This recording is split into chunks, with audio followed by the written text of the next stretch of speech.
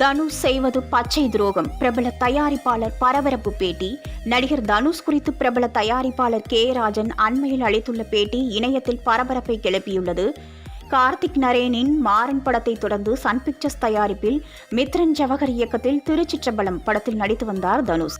இந்த படப்பிடிப்பு அண்மையில் நிறைவடைந்ததை தொடர்ந்து தற்போது தனது அண்ணன் செல்வராகவன் இயக்கத்தில் நானே வருவேன் படத்திலும் நடித்து முடித்துள்ளார். இயக்குனர் செல்வராகவன், தனுஷ், யுவன் சங்கர் ராஜா ஆகிய மூவரும் 10 ஆண்டுகளுக்கு பிறகு நானே வருவேன் படத்தில் மீண்டும் இணைய உள்ளனர். புதுப்பேட்டை படத்திற்கு பிறகு இவர்கள் மூவரும் இணைய உள்ளதால் இந்த படத்திற்கு ரசிகர்கள் மத்தியில் மிகப்பெரிய எதிர்பார்ப்பு ஏற்பட்டுள்ளது. இந்த படத்தை கலைப்புலி எஸ். தானு தயாரிக்க உள்ளார். தனுஷ் தனது மனைவி ஐஸ்வர்யா ரஜினிகாந்தை அண்மையில் பிரிவதாக அறிவித்தது கோலிவுட் வட்டாரத்திற்கே மிகப்பெரிய அதிர்ச்சியை அளித்தது. தனுஷ் தற்போது புதிய படம் ஒன்றை இயக்கி அதில் அவரே ஹீரோவாகவும் நடிக்க இருக்கிறார்.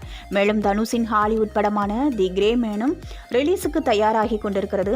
இந்நிலையில் தனியார் யூடியூப் சேனலுக்கு அண்மையில் பேட்டியளித்த தயாரிப்பாளர் கே. ராஜன் தனுஷ் குறித்து பேசியுள்ளார். அப்போது கர்ணன் அசுரன் படத்தின் மூலம்தான் ஒரு நடிகன் என்பதை நிரூபித்து காட்டினார். ஆனால் அவர் மேல் எனக்கு ஒரு வருத்தம் என்னவென்றால், தமிழில் ஒரு படத்தில் கமிட் ஆகி நடித்துக் கொண்டிருக்கிறார். படப்பிடிப்பு முடிய 20 நாட்களே இருந்த நிலையில் ஹிந்தியில் வாய்ப்பு தேடி வர தமிழில் நடித்த படத்தை அப்படியே கிடப்பில் போட்டு ஹிந்திக்கு ஓடிவிட்டார். அப்போ இந்த தமிழ் படத்தை நம்பி பணம் போட்டவர் கதி. இதெல்லாம் எவ்வளவு அயோக்கியத்தனம்! இது தயாரிப்பாளருக்கு செய்யும் துரோகம் இல்லையா? இவர் செய்கிற அக்கிரமத்திற்கு அளவே இல்லையா? இந்த மாதிரி செயல்களை எல்லாம் விட்டுவிட்டு எல்லா பிரச்சனைகளுக்கும் தீர்வு காண வழிவகுக்க வேண்டும். மேலும் தமிழில் இன்னும் பல படங்கள் நல்லபடியாக பண்ணினால் எங்கேயோ போய்விடுவார் என தனுஷ் குறித்து பரபரப்பாக பேசியுள்ளார் கே. ராஜன். இந்த மாதிரி நியூஸை கண்டினியூஸா கேட்க ராஜ் டியூப் சேனலுக்கு லைக் பண்ணுங்க, ஷேர் பண்ணுங்க, சப்ஸ்கிரைப் பண்ணுங்க, பெல் பட்டனை பிரஸ் பண்ண மறந்துடாதீங்க.